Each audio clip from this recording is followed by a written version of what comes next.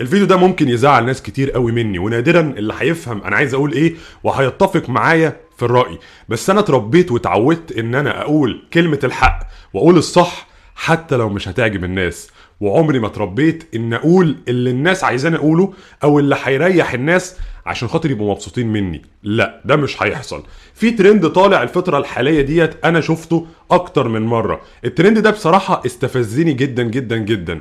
الترند ده وهو ترند الصعبانيات في التسويق وفي الدعاية وفي الاعلانات. يجي واحد عنده مطعم بيعمل اكل معين، بيعمل بيتزا، بيعمل حلو وحادق، اي حاجة، ينشر بوست على السوشيال ميديا بيستعطف فيه الناس: يا جماعة أنا شاب عندي 30 سنة يا جماعة، وفتح المحل دوت بقالي 8 سنين ومش عارف ما بيجيليش زباين، بس أنا بعمل أكل حلو والبيتزا بتاعتي حلوة وطعمها جميل يا جماعة، فانقذوني قبل ما أقفل المحل يا جماعة، خلاص هقفل المحل.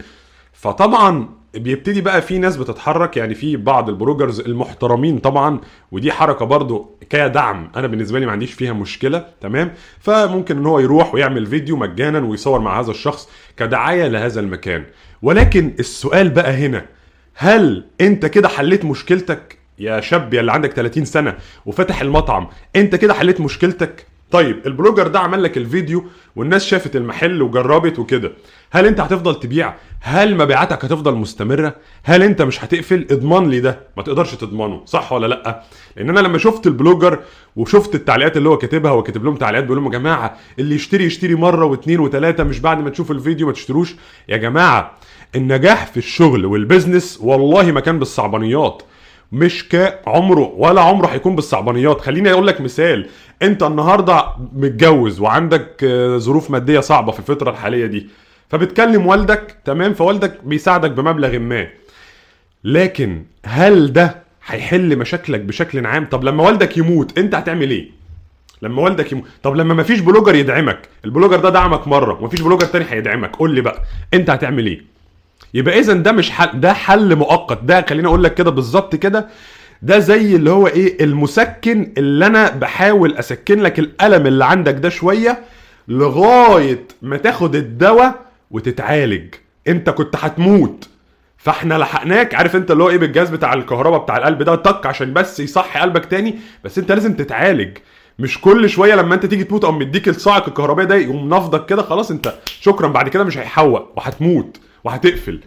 فانا بتكلم من منطلق ان حضرتك دلوقتي لما انت بقالك 8 سنين او بقالك كام سنه شغال وهتقفل، ما فكرتش يا اخي تتعلم تسويق؟ ما فكرتش تتعلم مبيعات؟ ما فكرتش تجيب كتاب تسأل حد متخصص اعمل ايه عشان تحل مشكلتك؟ ما فكرتش تتعلم؟ قاعد زي ما انت بتعمل نفس الحاجة بنفس الطريقة ومنتظر نتيجة مختلفة، ومعتمد. الكارثة بقى ان انت معتمد ان حضرتك: انا بعرف اعمل بيتزا كويس يا جماعة. يعني طب هقول لك بقى، طب هقول لكم على معلومة محدش يعرفها عني، واسمع السر ده. طبعا انا كان بقالي 10 سنين بعمل مشاريع، تمام، كنت احوش مبلغ كده مع نفسي على جنب، ما باخدش فلوس من امي، ووالدي كان متوفي على فكره من وانا في اعدادي وانا اكبر اخواتي عشان تبقوا عارفين. يعني والدتي كانت شغاله في القطاع الخاص كده على قدها، تمام. انا كنت بشتغل وعندي طموح ان انا اعمل حاجه، فكنت بشتغل احوش مبلغ وبتاع، وبعد كده اعمل مشروع صغير على قد كده، فالمشروع يخسر عشان كنت عامله بالفهلوه، وبعد ما يخسر ارجع اشتغل موظف وادور على وظيفه تاني واحوش قرشين وشويه سنه اتنين، واخد بالك، وارجع ايه او واخد القرشين عامل مشروع ويخسر، تمام. والموضوع اتكرر المره الثالثه لان كل ده بالفهلوه. فانا وقفت مع نفسي وقفه، انا بقالي 10 سنين يا جماعه بخسر وانا عايز اطلع لقدام وعندي طموحات وعايز انجح، ايه الحل؟ فاكتشفت ان مشكلتي كنت بعمل الحاجات والمشاريع دي بالفهلوه. فاكتشفت ان انا لازم اتعلم بيزنس، لازم اتعلم مبيعات، لازم اتعلم تسويق. ومن هنا دي بقى كانت نقطة التحول. ونقطة التحول دي لما ابتديت ان انا اتعلم ان انا محتاج اتعلم اسوق، محتاج اتعلم يعني ايه بيزنس، يعني ايه دراسة جدوى، يعني ايه مشروع، يعني ايه انواع المشاريع ديت، وازاي اكسب، وازاي اضاعف راس المال بتاعي، وازاي احافظ المال على راس المال بتاعي، وازاي استثمره صح، وكل الحاجات دي كلها وانواع المشاريع. لما ابتديت اتعلم بفضل الله سبحانه وتعالى النتائج ابتدت تتغير 180 درجة. ابتديت اعمل فلوس، ابتديت اعمل مشاريع صح في المكان الصح، تمام. فانا جاي بكلمك وبلوم عليك، تمام، ما تجيش تقول لي انت قاعد على مكتب ومش عارف ايه وبتكسب كام والمولود في بقك معلقه ذهب. لا حبيبي، لا حبيبي، انا جايبها من تحت الصفر، انا جايبها من تحت الصفر. انا زيك، وكنت في مدارس حكومه عادي وفي كليه حكومه عادي، تمام. وكنت بركب في الميكروباص اربعات في الزحمه، عارف الزحمه اربعات، وعارف انت اللي بيقف في القطر على رجل واحده في الزحمه. انا هذا الشخص يا حبيبي، تمام. بس انا قررت اعمل حاجه وانجح في حياتي، فتعلمت واتعلمت عشان اوصل لحاجه. ما عدتش بقى استعطف الناس واستنى فلان يدعمني واستنى خالي يدعمني واستنى عمي يدعمني واستنى امي تدعمني وتديني فلوس واستنى اخويا. لا لا لا لا، مفيش الكلام ده، مفيش الكلام ده. وهقول لكم بقى على السر اللي انا كنت عايز اقول لكم عليه. السر ده من ضمن المشاريع اللي انا عملتها من كام سنه يعني، تمام. انا كنت شغال، للناس اللي ما تعرفش يعني، انا اصلا خريج تربيه رياضيه، اشتغلت 5 سنين في مجال العلاج الطبيعي والاصابات. شغلي في المجال العلاج الطبيعي والاصابات ده، انا كنت بحب المجال ده جدا، وبفضل الله سبحانه وتعالى كنت شاطر في المجال ده جدا جدا جدا فوق ما تتخيل. حلو. ولكن ما كنتش عارف اعمل منه فلوس كويسه. المهم يعني عشان ما اطولش عليكم، ربنا سبحانه وتعالى اراد وجالي الحاله ده كان بيلف عن انه يعمل علاج طبيعي عشان يخف المشكله اللي عنده جوه مصر وبره مصر، مفيش نتيجه. لما جه اشتغل مع العبد الفقير لله، بفضل الله سبحانه وتعالى اتحسن بنسبه 95%. فهو كان رجل اعمال، فاقترحت عليه ان احنا نفتح مركز علاج طبيعي وكده يعني. فهو شاف قد ايه انا شاطر وقد ايه المركز اللي انا كنت فيه كنت انا المسؤول عنه، والمركز كان فيه ترافيك عالي قوي قوي قوي، وان كمحمود شغله ده شاطر، ده هو حل لي المشكله اللي انا كنت دايخ عليها او الحاله المرضيه. فبالتالي لو فتحنا مركز هيشتغل ويبقى حلو جدا. حلو. فوقتها انا كان كل اللي حيلتي مبلغ صغير جدا يعني، فما يكفيش ان احنا نفتح المركز، وهو عارف ده، هو اللي كان هيمول المشروع باكتر راس المال الكبير يعني، بالجزء الكبير. فوقتها سبحان الله قال لي يا محمود انا عايز انصحك نصيحه. هو عشان هو كان عارف والدي الله يرحمه وعارف والدتي يعني، قال انا هنصحك نصيحه. انت دلوقتي الفلوس اللي معاك دي، انت شاب صغير، كنت اقل من 25 سنه على فكره، انت لسه شاب صغير في بدايه حياتك. لو خسرت الفلوس دي مش هتعرف تجيب زيها تاني يعني وكده. انما انا الفلوس دي اللي انا هحطها دي، او لو خسرتها انا معايا غيرها، وكده كده انا شغال واعرف اجيب غيرها، تمام. قلت له، وسبحان من الهمني هذا الرد، قلت له ربنا سبحانه وتعالى زي ما رزقني الفلوس دي قادر يرزقني زيها واكتر. يلا بينا نتوكل على الله، تمام. فتحنا المركز، تمام. انا بعرف اعمل علاج طبيعي كويس وتأهيل كويس جدا وشاطر. حلو الكلام. فتحنا المركز، هو اعتمد عليا في كل حاجه، هو بيدي فلوس ومحمود هو اللي بيروح يجيب الحاجه وبيجهز وكل حاجه. فانا وقتها انا ما كنتش بعرف في التسويق ولا المبيعات، لكن انا بعرف اعمل جلسه علاج طبيعي وتاهيل كويس جدا. انا شاطر زي بتاع المطعم، بيعرف يعمل بيتزا كويس، بيعرف يعمل فطيره كويس. حلو. ده مش بيضمن ان المكان هينجح. شهر التاني التالت احنا كنت بروح اخد منه فلوس الايجار، لان احنا ما كناش بنجيب فلوس.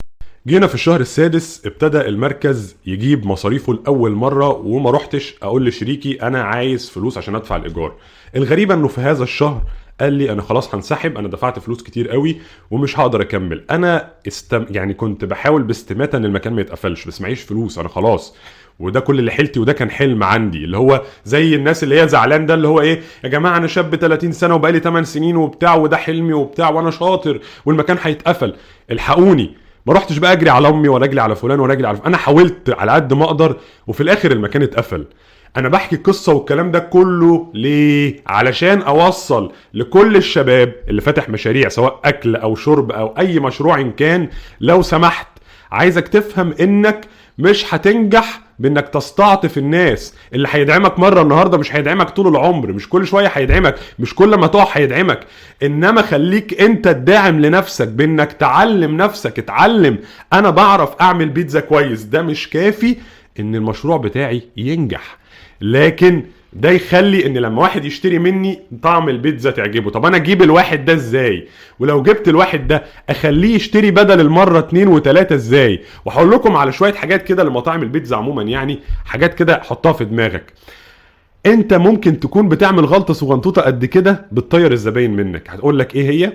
حضرتك دلوقتي انا بتصل بيك، الو المطعم الفلاني كذا كذا، لو سمحت انا عايز بيتزا بكذا كذا والعنوان تمام، اسم حضرتك ايه، وخدت مني كل التفاصيل تمام، وجبت لي البيتزا والبيتزا عجبتني، اتصلت بيك بعديها بفتره اطلب منك بيتزا، ايوه يا فندم العنوان واسم حضرتك كذا كذا، فبرضه ماشي. ثالث مره فهيحصل عندي هنا ايه؟ انت يا عم ما انا بطلب منك على طول، ما تسجل بياناتي، المفروض ان انا اكلمك الو ايوه استاذ محمود، ايوه تمام استاذ محمود، خلاص تمام حاول حضرتك البيتزا تمام، عارف العنوان وعارف كل حاجه.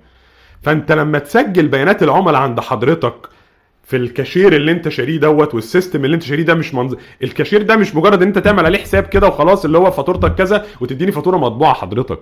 لا، هو حضرتك عشان تسجل بيانات العملاء، عشان لما تيجي اطلب اوردر بعد كده انت تدخل رقم تليفوني يطلع لك عنواني وحاجتي. ايوه يا فندم، على العنوان اللي متسجل عندنا. ايوه تمام يا فندم، اوكي شكرا. فده هيخليني كده بالنسبه لي الموضوع سهل، واحس ان انا حد مهم او عميل مهم عندك، فانا لما اتصل بيك انت مسجل بياناتي. انما كل مره انت مش مسجل بياناتي هتضايق، عارف انت اللي هو ايه، مش ممكن ما اطلبش منك تاني. فاهم حاجه؟ دي حته بس صغيره كده حبيت اقولها لكم. اللي عايز اقوله، لو سمحت لو سمحت اتعلم تسويق، اتعلم مبيعات، اسال حد خبير. انا عايز اقول لكم على حاجه. احد المطاعم اللي اتعمل لها فيديو قريب ديت، انا كنت واخد يعني جات لي فكره ان انا اشتغل مع الحاله ديت كحاله يعني كده منفرده يعني، واعمل على ان انا اتابع معاه عشان نزود المبيعات. بس بقى الايه اللي هو هعلمه ازاي يصطاد، مش هديله السمكه في ايده. اللي جه عمل له الاعلان شخص محترم وعلى راسي من فوق، بس هو اداله السمكه في ايده، فهيفضل طول عمره مستني حد يجي يديله السمكه في ايده. لما يبقى لوحده مش هيعرف يعمل حاجه. انما محمود مصطفى شحاته لما يدخل في مشروع او يكون في حد عنده مشكله في المبيعات او في التسويق ويجي يتعامل معايا ويطلب مني خدمه زياده المبيعات، حضرتك انا بعلمه ازاي يصطاد السمكه. والدليل على ده ان معظم الناس اللي طلبت الخدمه طلبوها لفتره معينه، ولما وصلوا لمرحله بقوا هم عارفين بيعملوا ايه، خلاص ما بقوش يطلبوا مني الخدمه تاني. انتوا مدركين حاجه يا جماعه؟ وهو ده هدفي. انا مش عايزك تقعد تطلب مني الخدمه طول العمر، لا، وانا هكفي عليك ولا على ده ولا على ده ولا على ده ولا على ده. انا عايزك انت تتعلم. انا هدفي بطلع علشان حضرتك تتعلم وتعرف تنجح لوحدك وتسوق لوحدك وتبيع لوحدك وتعمل مشروع لوحدك. وقبل كده كنت عملت لكم فيديو قلت لك ازاي تعمل دراسة جدوى المشروع احترافية لوحدك، لان انت لو جيت لي هاخد منك 20,000 جنيه عشان اعمل لك دراسة جدوى لمشروعك. انت مدرك ده؟ انا عايز اعلمك ازاي تصطاد السمكة، ومش عايز اديها لك في ايدك.